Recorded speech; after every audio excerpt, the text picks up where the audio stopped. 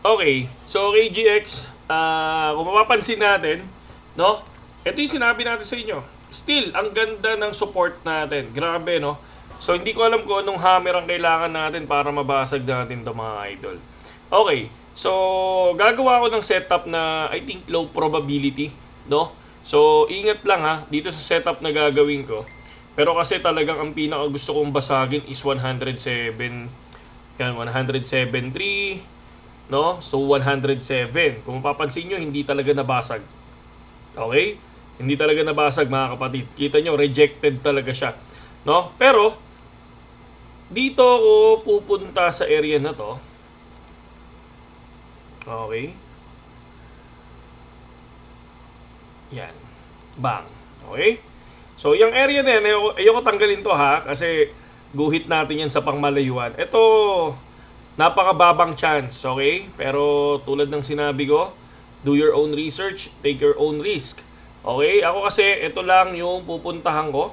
At kasi gusto ko mag-trade. Alam niyo naman, pag tinatamad ako kapag ayaw talaga makuha yung ilalim ko, gusto ko mag-trade.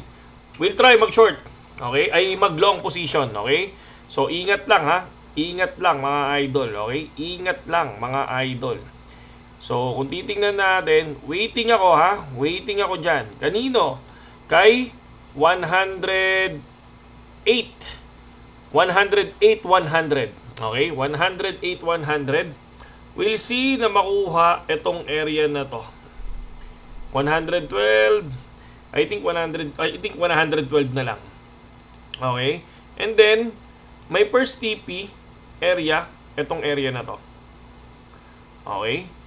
So, ang tagal Ang tagal makuha talaga nito, no? Pero kung mapapansin nyo, di ba? Ang ganda ng support and ang maganda ng support na binigay natin. Okay? So, hindi talaga mabasag-basag. Kailangan mo talaga ng maso dyan. Okay? So, for me, it's time para, syempre, ito yung sinasabi ko na control your emotion. Pero hindi ko makontrol ang emotion ko. Kasi gusto ko mag-trade. Okay?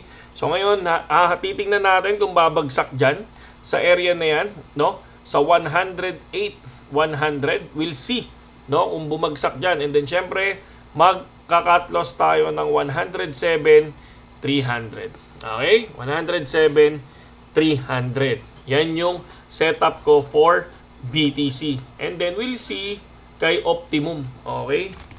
Optimum. So, Optimum ay medyo bumababa si Optimum. Kung mapapansin natin, fake out ang nangyari dito.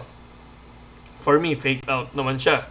No? So, tingnan natin. Next basag niya dito, kung ito biglang ma-break, possible, baka tuluyan ng bumaba to. Pero once na mag-bounce siya ulit, no? Once mag-bounce siya ulit, siguro sasabay to kay BTC sa biglang angat. Kung mapapansin nyo, ang altcoins hindi sumabay kay BTC. Nag 110 si BTC, mga kapatid. Okay? Nag 110 si BTC. Pero ang Ethereum, ang altcoins, hindi masyadong sumabay. Okay? So mapapansin nyo rin yan kay Ethereum. Tingnan nyo si Ethereum.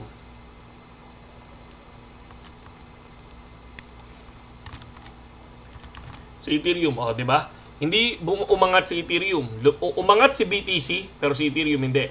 Ito yung sinasabi ko naman sa inyo. Tingnan nyo, hindi pa rin nakuha kasi yung setup natin sa 4,500 or 4,600. Again, ito yung pinaka ko lang sa inyo, mga kapatid, ha? Hindi kasi talaga ako nag-entry hanggat hindi nakukuha ang ating support and resistance. Okay? So far, gagandahan ko bukas yung ating guhit dito kay Ethereum. And then, titingnan ko ngayon lahat ng mga papasukan ko. So, Ethereum is 4.6 pa rin tayo. Kapag lumipad ng 4,600, mag-short ako. Okay? So, dito, kailangan ko muna makuha si 108 bago ko umangat. So, focus on BTC lang muna, no? So, tomorrow gagawa tayo ng setup for Ethereum. So, ayun lang. Saludo sa inyo lahat, KGX.